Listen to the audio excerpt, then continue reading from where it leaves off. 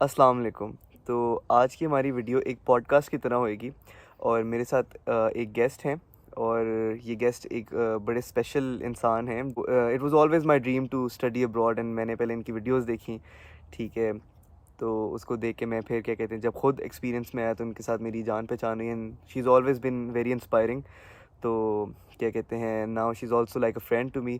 तो I just wanted to do a podcast where we can know her struggles about her life. Assalamu alaikum. वालेकुम अस्सलाम। Thank you so much Ali for inviting me. आज हमारे साथ हैं ईशा सरदार। तो ईशा, सबसे पहले तो could you please introduce yourself. आप किधर से हैं? आप क्या किधर आपने एजुकेशन अपनी ली और सारा? मेरा नाम ईशा है। मैं इस्लामाबाद से हूँ। इस्लामाबाद में I was in supernova high school और अभी मैं इन्वायरमेंटल इंजीनियरिंग कर रही हूँ मिडिल ईस्ट टेक्निकल यूनिवर्सिटी से टर्की में। अली के साथ हूँ, अली की यूनिवर्सिटी में हूँ। सही। तो ईशा, आप जब सुपरनोवा में थी तो आपने अपने कौन कौन से सब्जेक्ट्स जो थे वो आप परस्यू कर रही थी? अच्छा, सुपरनोवा में ए लेवल्स के अंदर, क्योंकि मैंने शुरू से इंजीनियरिंग में जाना था तो मेरे पास केमिस्ट्री, फिजिक्स और मैथमेटिक्स थी। ठीक है। और आपको मीटू के बारे में पता कैसे लगा और आपने सोचा कि मैंने मीटू ही अप्लाई करना है? मीटू के बारे में हमारे यूनिवर्सिटी में, सॉरी हमारे स्कूल में, क्योंकि बहुत ज़्यादा करियर काउंसलिंग इवेंट्स होते रहते हैं और बहुत सारी इंटरनेशनल यूनिवर्सिटी से जो उनका जो पूरा डिपार्टमेंट है हमारी स्कूल आता रहता है बताने के लिए। तो इस तरह मिडिल ईस्ट टेक्निकल यूनिवर्सिटी वाले भी हमारे स्कूल में आए थे और वहाँ से फिर मुझे पता चला कि एक ऐसी यूनिवर्सिटी है जहाँ पे इतनी अफोर्डेबल है। मुझे तो यकीन नहीं आ रहा था कि इतनी थोड़ी फीस से कोई यूनिवर्सिटी है। और जो मुझे पहले ये लग रहा था कि मुझे अमेरिका जाना है, मुझे हमेशा से ये था कि मुझे किसी इंटरनेशनल यूनिवर्सिटी में जाना है, लेकिन ये नहीं पता था कि इतना अफोर्ड करना मुश्किल हो जाएगा इवन विद द स्कॉलरशिप। और जब मुझे यहाँ का पता चला उतू का, तो then I was like it's a very amazing option to go to. Alright. तो ईशा, जब आप मीटू अप्लाई करी थी इंजीनियरिंग में तो there are a lot of engineering fields, तो आपने इन्वायरमेंटल इंजीनियरिंग कैसे डिसाइड की, विच आई प्रिज्यूम आप पढ़ रही हैं? हाँ, वो मैं पढ़ रही हूँ। झूठ नहीं बोलूँगी, सच बोलूँगी। मुझे इन्वायरमेंटल इंजीनियरिंग का शुरू से कुछ था नहीं, मुझे ये भी नहीं पता था कि ये एग्जिस्ट भी करती है। लेकिन जब मैंने अप्लाई किया तो मेरा जो ए लेवल्स का रिज़ल्ट था वो इतना अच्छा नहीं था कि मैं मैकेनिकल में या किसी और इंजीनियरिंग में जाऊँ। ये मुझे पता था कि मुझे इंजीनियरिंग करनी है। उस टाइम तक मुझे ये भी कंफर्म नहीं था कि कौन सी इंजीनियरिंग करनी है। तो इन्वायरमेंटल इंजीनियरिंग मेरे रिज़ल्ट के क्राइटेरिया पे आ रही थी और ऑप्शन भी बहुत अच्छी थी। तो फिर आई डिसाइडेड, मैंने उसके बारे में थोड़ी रिसर्च की, क्या होता है क्या करता है इसमें, और फिर मुझे बहुत अच्छी ऑप्शन लगी तो आई चूज़ दैट। ठीक है। और अब आपका कैसा जा रहा है? अब तो आपका मेरे ख्याल में थर्ड ईयर है, अब आई मेरा गेस। थर्ड ईयर है, बहुत अच्छा जा रहा है। मुझे बहुत बहुत अच्छा लग रहा है इस बात पे कि इन्वायरमेंटल इंजीनियरिंग एक इस तरह की चीज़ है जो इतने ज़्यादा लोग करते नहीं हैं। तो अगर मैं अब नौकरी करने जाऊंगी तो मुझे आसानी से नौकरी मिल जाएगी, क्योंकि इतने ज़्यादा उनके पास कैंडिडेट्स नहीं होंगे इन्वायरमेंटल इंजीनियरिंग के। Right, right. और उसके अलावा ये यूनिवर्सिटी आप आई तो आपको इस यूनिवर्सिटी में सोशल लाइफ कैसी लगी? आपको ओवरऑल कैसा एक्सपीरियंस लगा कि मतलब आप इस यूनिवर्सिटी में हैं?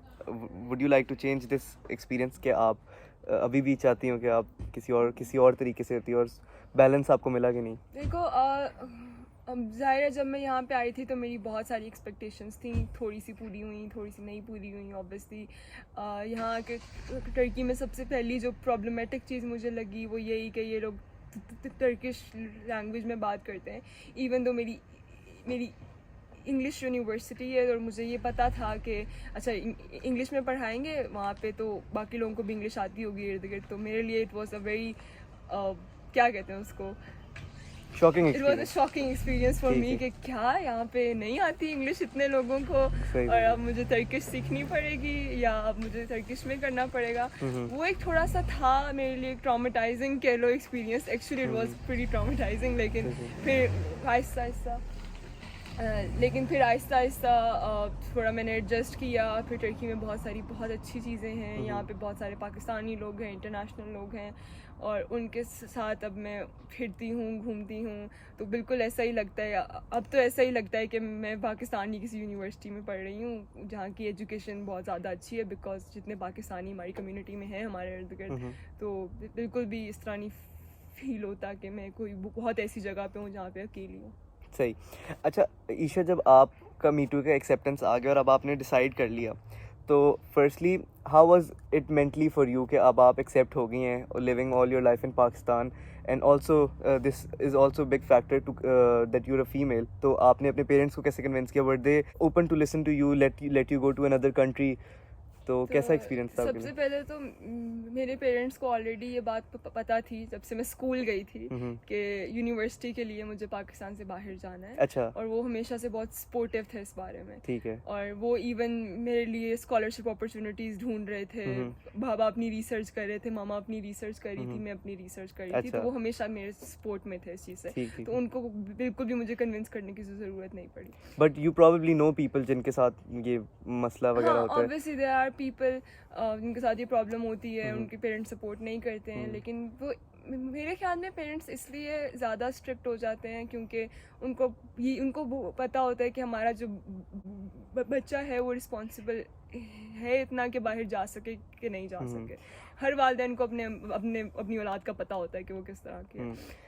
और तो आप एक खुद भी बड़ी इंस्पिरेशन होंगी पाकिस्तानी फ़ीमेल्स के लिए कि वो अपने घर से निकलें, बाहर पढ़ें, एजुकेशन हासिल करें और ये सारा। तो या मेरे अपने रिश्तेदारों में, मेरे फैमिली ग्रुप में जब मेरी एक्सेप्टेंस आई तो सब लोग बहुत वो हो गए कि अच्छा आयशा जा रही है, अकेली है, लड़की है, कोई छोड़ने जा रहा है, कोई छोड़ने या ऐसे ही जा रही है। और ऑब्वियसली रिश्तेदारों ने भी बहुत सारे क्वेश्चंस किए अम्मी अबू से। और लेकिन मैं अम्मी अबू वाज लाइक कि बेशक कान बंद कर लो, इर्द गिर्द बातें मत सुनो, अपना बस बैग पैक करो और वहाँ जा रही हो तो हमने तुम पे इतना ट्रस्ट किया है तो हमारा ट्रस्ट रखना तुम भी। और फिर मुझे पता था कि यहाँ पे जब मैं आई हूँ तो ऑब्वियसली मेरे पेरेंट्स ने मेरे बारे में सोचा हुआ है, बहुत कुछ ड्रीम किया हुआ है बहुत ज़्यादा। तो वो जो भी उनकी एक्सपेक्टेशंस हैं मुझे उस पर पूरा उतरना है। अच्छा, अब आप जब मूव करी थी तो फिज़िकली आपके लिए कैसा था? क्या कहते हैं कि आपको ये कि रिस्पॉन्सिबिलिटी का माइंड आपने कैसे बनाया कि मैंने वहाँ पे खुद रहना है, खुद ढूंढना है सब कुछ, फाइनेंसेस मैनेज करने हैं, and you know? I think personally मेरे लिए एक चीज़ मेरी क्योंकि मैंने आपको बताया कि ऑलरेडी काफ़ी अरसे से ये प्लान था कि मैं यूनिवर्सिटी के लिए बाहर जाऊंगी। मेरे माँ बाबा दोनों जॉब करते हैं, एक छोटा भाई है मेरा। तो हमेशा ये होता था कि स्कूल से मैं और भाई अकेले आए हैं तो हमें खाना बनाना है खुद, अकेले होते हैं हम लोग घर पे। अच्छा। तो वहीं से एक रिस्पॉन्सिबिलिटी की चीज़ जो घर में शुरू से एक अपब्रिंगिंग में आई। और यहाँ पे आके मैं बहुत एक्साइटेड थी जब मुझे पता लगा मेरा एडमिशन हुआ है। तो उस दिन तो मैं बस पागलों की तरह घूम रही थी पूरे घर में और सबको बता रही थी, सबको कॉल्स कर रही थी कि मेरा एडमिशन हो रहा है, मैं 1 हफ्ते बाद जा रही हूँ टर्की। और अपने डॉक्यूमेंट्स इकट्ठे कर रही थी वीज़ा प्रोसेस के लिए। तो वो सारी चीज़ें एक बहुत एक्साइटमेंट का लेवल था जो मुझे समझ रहा। और जब मैं यहाँ पे टर्की में थी उस वक्त भी मेरे ख्याल में 1-2 महीने मुझे यकीन नहीं आ रहा था कि मैं हूँ बाहर या मैं अभी तक पाकिस्तान में ही हूँ। सही नाइस। तो इसका काफ़ी इम्पैक्ट आपके छोटे भाई के ऊपर भी होगा जो अब आई थिंक पाकिस्तान में है। नहीं, वो पाकिस्तान में नहीं है। वो मेरी यूनिवर्सिटी का जो साइप्रस कैंपस है वहाँ पे कंप्यूटर इंजीनियरिंग कर रहा है। मतलब वो भी आपसे आपके कदमों में ही है, फॉलो अप अब ऐसे ही होता है घर में, जो बड़े बहन भाई कर रहे होते हैं तो छोटे बहन भाइयों को भी अम्मी अब्बू कहते हैं चलो पीछे पीछे। चले, अल्लाह उनको भी सक्सेस दे। अच्छा, अब आप एक ऑब्वियसली बहुत सक्सेसफुल यूट्यूबर हैं माशाल्लाह। तो before going to that question into that field, आप शुरू से वर्क भी करी थी जब आप अपने स्कूल कॉलेज वगैरह के अंदर थी? हमारे स्कूल में बहुत ज़्यादा वॉलंटियर एक्टिविटीज़ होती थी, एक्स्ट्रा करिकुलर एक्टिविटीज़ होती थी। मैंने बहुत सारी इंटर्नशिप्स की अपने स्कूल में और उससे मुझे बहुत ज़्यादा एक्सपीरियंस मिला।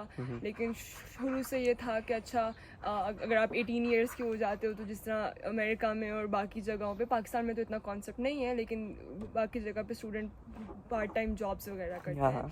और फिर जब मैं यहाँ पे आई तो फिर मुझे रियलाइज़ हुआ कि अच्छा मैं हर चीज़ के लिए अम्मी अबू से पैसे नहीं मांग सकती, मुझे अपने लिए भी कोई चीज़ करनी है। तो फिर मैंने सबसे पहले जो चीज़ आती है कि जो आप कर सकते हो वो ऑब्वियसली बिकॉज आप 12 ईयर की स्कूल एजुकेशन की होती है आपने, तो आप इतने कंफर्टेबल होते हो कि आप स्कूल के बच्चों को पढ़ा सकते हो। तो उसी तरह फिर मैंने I try to find a job. और फिर अब मैं प्रेपली एक वेबसाइट है जिसकी वजह से प्रॉबेबली मैं फेमस ज़्यादा हूँ देन स्टडिंग इन टर्की। तो उसके बारे में आई मेड अ वीडियो, उसके ऊपर मैं पढ़ा रही हूँ। मेरी यूनिवर्सिटी के और भी बहुत सारे स्टूडेंट हैं जो उस पर पढ़ा रहे हैं। तो इस तरह opportunity I started with that. माशाल्लाह, you have been a pioneer के आपने वो प्रेपली को फेमस किया और फिर अब सारे आई एम लुकिंग अराउंड, काफ़ी बच्चे होते हैं जो कह रहे होते हैं कि हमारी क्लास है जी, कौन हमने सी क्लास है, पढ़ाना है। हमने पढ़ाना है, और किस तरह वो प्रेपली पे जी क्लास ढूंढी थी ईशा की वजह से। That's amazing. अच्छा, तो आप मतलब आपका शुरू से ही वर्किंग माइंडसेट था, तो आपने फिर बच्चों को पढ़ाना एंड स्टफ लाइक दैट, उधर से यूट्यूब आपने कहाँ से देखा कि मतलब आप यूट्यूब मैंने स्टार्ट करनी है, किस? अच्छा, ये बहुत अमेजिंग स्टोरी है। असल में जब मेरा एडमिशन हुआ था और जब मैं अप्लाई करी थी यूनिवर्सिटीज़ में, अब अप्लाई करना तो एक तरफ होता है, फिर आप ये भी आपके दिमाग में चल रहा होता है कि जब मैं वहाँ पे जाऊँगी तो कैसा माहौल होगा, कैसे लोग होंगे, इर्द गिर्द क्या हो रहा होगा। तो उस वक्त मैंने यूट्यूब पर यूनिवर्सिटीज़ के बारे में व्लॉग्स वगैरह देखना शुरू हुए और ढूंढना शुरू हुआ। तो मैं बहुत एक्साइटेड थी, लेकिन यहाँ की यूनिवर्सिटी में जब मेरा एडमिशन हुआ तो इसके बारे में इतनी ज़्यादा वीडियोस नहीं थी, व्लॉग नहीं थे टर्की के बारे में स्पेसिफिकली। तो फिर उस वक़्त मेरे दिमाग में एक छोटू सी चीज़ आई कि अच्छा, जब जाऊँगी ना मैं टर्की जाऊँगी तो मैं वहाँ पे वीडियोस बनाऊँगी। अच्छा अच्छा अच्छा अच्छा। फिर मैं टर्की आ गई, फिर इतना मैं हर चीज़ में मसरूफ़ हो गई। ज़ाहिर आपका पहला सेमेस्टर होता है, आपको एडजस्ट करना है एक बहुत कम्प्लीटली डिफरेंट जगह पे आके, तो आपके लिए काफ़ी वो चीज़ होती है। तो फिर उस वक्त तो बिल्कुल मतलब टाइम नहीं मिला और ये चीज़ कहीं बहुत पीछे रह गई कि मुझे वीडियो बनानी थी या यूट्यूब बनाना था। और फिर पेंडेमिक आ गया, सब लोग घर वापस चले गए, मैं भी घर वापस चले गई। अब उस वक्त घर में कुछ था नहीं करने के लिए, और ये जो थोड़ी सी चीज़ थी पीछे कहीं पे वो आगे आ रही थी कि अच्छा ईशा अब कुछ नहीं है तो अब आप वीडियो बनाओ, ठीक है, और अपलोड करो। तो जो मेरी सबसे पहली वीडियो थी वो मैंने बनाई। अब मैंने नहा के निकली हूँ, अच्छे कपड़े पहने हुए, ऊपर से सिर्फ शर्ट पहनी हुई है, बाल सेट किए हुए, नीचे ट्राउज़र पहना हुआ है, और पूरे बालों पूरा मेकअप वगैरह किया हुआ है, कमरे को बंद किया है। अब मैं वीडियो बना रही हूँ अंदर, बाहर से मामा आ रही है, भाई आ रहे हैं, ये क्या कर रही है ईशा अंदर, क्यों वीडियो बना रही है, कहाँ डालेगी। अच्छा, वो वीडियो बनाई, फिर मैंने कहा मैं अपलोड करती हूँ, ये मुझे पसंद नहीं आई इतनी, फिर मैंने डिलीट कर दी। फिर मैंने घर वालों को बोला कि मैंने वीडियो बनानी है, तो फिर आप लोग मुझे बताया मैं क्या करूँ, क्योंकि मुझे पता है हमेशा से वो हमेशा सपोर्टिव है हर चीज़ के बारे में। तो फिर उन्होंने फिर मुझे माँ बाबा ने बोला कि अच्छा तुम इस चीज़ के बारे में वीडियो बना लो, इस तरह बना लो, और फिर वो करके फिर मैंने एक और वीडियो बनाई, फिर वो मैंने अपलोड कर दी फाइनली, और that's just how it started. Thing is, I really appreciate this about you कि आप फैमिली में पहली वो थी जिनने स्टडी अब्रॉड के लिए अपने चूज़ किया, आप यूट्यूब भी आपने शुरू की, तो it's a lot about you कि आप यू एक्सप्लोर थिंग्स, आप नई चीज़ें ढूंढती हैं फिर उनको अच्छी तरह परफॉर्म करती हैं। अच्छा, तो another thing about this is कि अब आप यूट्यूब को एज अ करियर के तौर पे भी यूज़ करती हैं, You can say that somehow. ठीक है।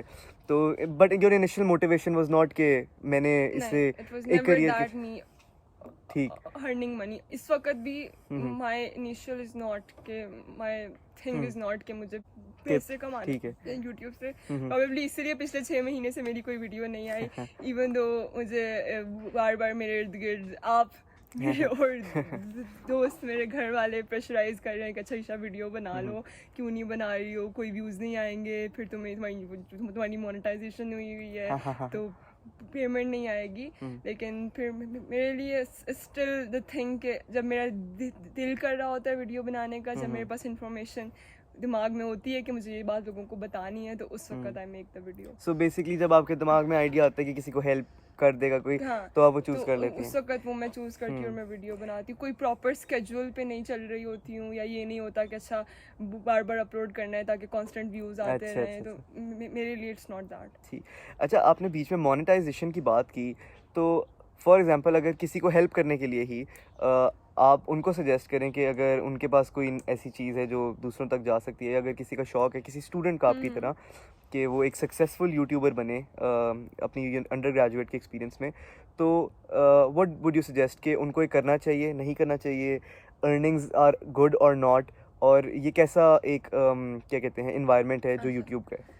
पहली चीज़ तो ये कि अगर आप सिर्फ इसलिए कर रहे हो कि आपको मोनेटाइजेशन करनी है और आपको पैसे कमाने हैं, तो आई थिंक कि फिर आप कभी भी उस पॉइंट तक पहुंच नहीं सकोगे। क्यों? क्योंकि ऐसा नहीं होता कि एक महीने में आपकी मोनेटाइजेशन शुरू हो जाती है। ठीक है। उसकी यूट्यूब की कोई रिक्वायरमेंट होती है, आपको 1000 सब्सक्राइबर चाहिए होते हैं, 4000 घंटे चाहिए होते हैं, ताकि उसके बाद आपकी मोनेटाइजेशन शुरू होती है। ठीक है। और मेरे लिए वो चीज़ समझ लो कि 5 महीने बाद हुई थी। ठीक है। और उस 5 महीने में व्यूज़ भी बहुत हो रहे थे और हर चीज़ बहुत हो रही थी, और अभी तक काफ़ी लोग इस तरह के भी हैं जिन्होंने यूट्यूब स्टार्ट किया और छोड़ दिया, क्योंकि 1 साल हो गया, साल से ज़्यादा हो गया, उनकी मोनेटाइजेशन ही नहीं हो रही थी। ठीक ठीक ठीक।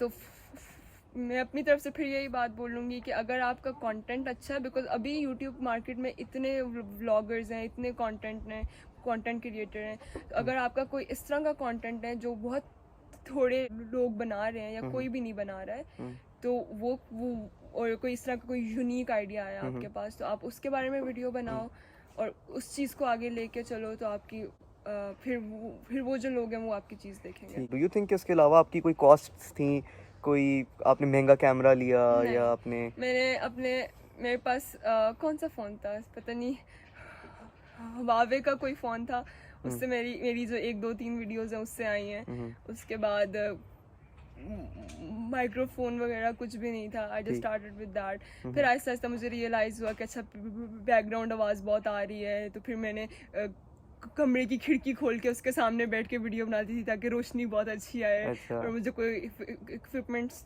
लेने की ज़रूरत ना पड़े। एक तो मेरा कंटेंट भी इस तरह का है कि मैं कैमरे के सामने बैठ के बात कर रही हूँ, तो इतना ज़्यादा मुझे ज़्यादा अच्छी चीज़ों की ज़रूरत नहीं है। लेकिन अब आहिस्ता आहिस्ता, बिकॉज अब मेरे सब्सक्राइबर्स ज़्यादा हो रहे हैं, तो मुझे पता है कि उनको क्वालिटी कंटेंट चाहिए, फिर वो इर्द गिर्द चीज़ें ढूंढते रहते हैं निकालने के लिए कि अच्छा ये आवाज़ नहीं सही आ रही है, कैमरा ठीक नहीं है, रोशनी ठीक नहीं है। तो फिर उस तरह मुझे फिर एक अच्छे कैमरा में भी इन्वेस्ट करना है, एक अच्छे माइक्रोफोन में भी इन्वेस्ट करना है, और फिर वो इसी पर डिपेंड करता है कि एक आपने अपना काम शुरू किया, उसको देख लो, सेवर को देख लो।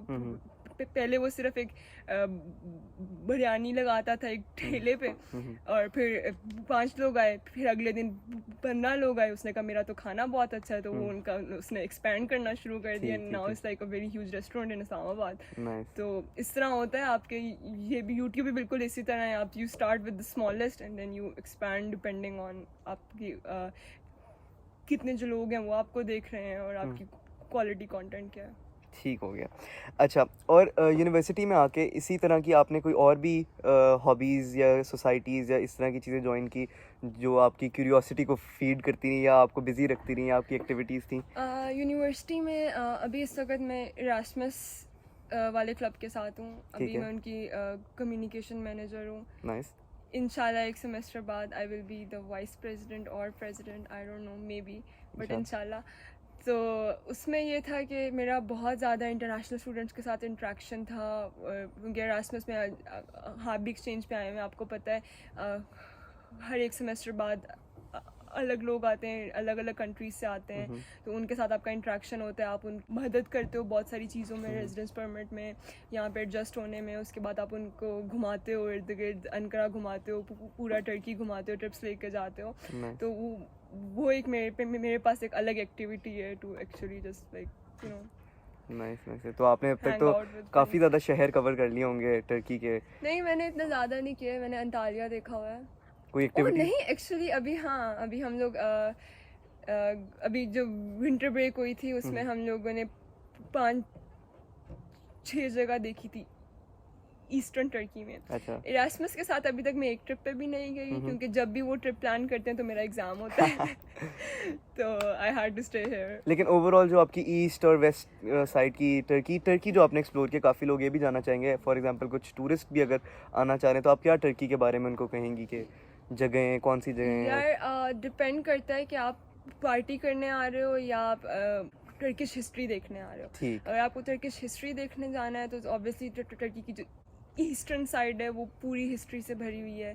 हम लोग उर्फा गए थे, वहाँ पे हज़रत इब्राहीम को जो पानी में फेंका था, वो लोग कहते हैं कि ये वो वाली जगह है। उस पानी में वो सारी वो मस्जिदें बनी हुई हैं, कासल के ऊपर बहुत बड़ा सा कैटापुल्ट है, और सिविलाइजेशन की जगह है, और भी बहुत ढेर सारी जगह हैं। तो ईस्टर्न साइड पे आपको बहुत हिस्ट्री मिलेगी। ठीक। अगर आपको पार्टी करनी है तो आप अंतालिया जाओ, इज़मीर जाओ, इस्तांबुल जाओ, वो ऐसी जगह है जहाँ पे हिस्ट्री तो मिलेगी लेकिन टूरिस्ट बहुत ज़्यादा जाते हैं वहाँ पे। स्कूबा डाइविंग होती है, पैराग्लाइडिंग होती है और इस तरह की बहुत सारी एक्टिविटीज़ होती हैं, तो वो एक लाइक टूरिस्ट प्लेस होती है। ठीक है, ठीक है। अच्छा ईशा, अब towards the end I will ask you some questions before ending the Okay. Podcast. अच्छा, if you could go back in time, ठीक है, तो आप ये सारी चीज़ें फॉर एग्जांपल या मी टू या फिर यूट्यूब, इनको इसी तरह चलता है वो देखेंगी या आप would you want to do something different in your YouTube और in the career path you chose और something? That's a very good question. If I could go back in time, so I maybe change my university experience. बहुत तरह के लोग ऐसे थे जो मुझे पहले सेमेस्टर में मिले और अब मेरी उनसे बात नहीं होती है। ठीक है। तो I feel like if I would go back in time तो मैं मे बी उन लोगों से बात ही ना करती शुरू से। अच्छा। ठीक है, that is something. If I would go back in time, YouTube में मुझे कुछ चेंज नहीं करना। I think it's going perfectly. मुझे अच्छा लगता है वीडियोस बनाना, मुझे अच्छा लगता है जब नीचे कमेंट्स में लोग मुझे अप्रिशिएट करते हैं, तो आई थिंक अल्हम्दुलिल्लाह मैंने वो सब कुछ बिल्कुल ठीक किया है और आगे भी आई विल कंटिन्यू दैट इस तरह ही। और कोई मुझे जल्दी नहीं है इस बात की कि एकदम मेरे 100,000 हो जाएं या 1 मिलियन सब्सक्राइबर्स हो जाएं, क्योंकि आपस की बात है, चेक भी नहीं कर रही होती कि मेरे कितने व्यूज़ आए या कितने सब्सक्राइबर हो। सही सही। So it's all basically passion based. हाँ, it's all basically passion based. Career wise शुरू में मुझे लगता था ये चीज़ थी कि एकेडमिकली मुझे थोड़ा और ज़्यादा स्मार्ट होना चाहिए था। जब मैं यहाँ पे आई थी शुरू में, तो मैं इस दिमाग से आई थी कि यार अच्छा ठीक है, अब तो मेरा एडमिशन हो गया, अब तो मैं इधर रहूँगी, आराम से रहूँगी और बस ठीक है, एक स्ट्रेट मेरे पास बात है, उस पर चलना है। लेकिन मुझे नहीं पता था कि यहाँ की स्टडीज़ इतनी ज़्यादा डिफ़िकल्ट होंगी जिसकी वजह से मेरे जो पहले सेमेस्टर के ग्रेड हैं वो इतने अच्छे नहीं आए। तो अगर मुझे उसी वक्त ये चीज़ पता होती, मेरी तरह का कोई बंदा मेरे ऊपर होता सीनियर मुझे बताने के लिए कि बेटा आपने पहले दिन से पढ़ाई करनी है, तो फिर शायद चीज़ें अलग होती। अब मुझे इतनी ज़्यादा अपने कोर्सेज में मेहनत नहीं करनी पड़ी होती। That is something I would change. Have you ever felt कि YouTube पे once you gained a successful path in YouTube, तो people started acting differently around you? Yes, they did. Yes, they did. There were a lot of people जिनसे मेरी normally बात नहीं होती थी। जिस दिन मेरे 10,000 या 50,000 सब्सक्राइबर हुए तो उन्होंने मुझे कांटेक्ट किया, ओ ईशा खाना खाने चलना है, oh Isha you're a YouTuber now, you're a famous YouTuber, चलो यहाँ आ जाओ, हमारे साथ घूमने आ जाओ, ये वो। and I was like now I know who my real friends are. सही। So like मतलब आपको डिफरेंस फील हुआ कि लोग it was a major difference. और YouTube स्टार्ट करने से पहले were the same people motivating you या मतलब? No, उस वक्त तो मेरा उनसे कोई इंटरेक्शन ही नहीं था, मतलब बहुत थोड़ा सा बेसिक इंटरेक्शन था। वो उस तरह के लोग थे जिनको बस मैं जानती थी, but they weren't close friends of mine, and after YouTube they wanted to be close friends of mine. Okay.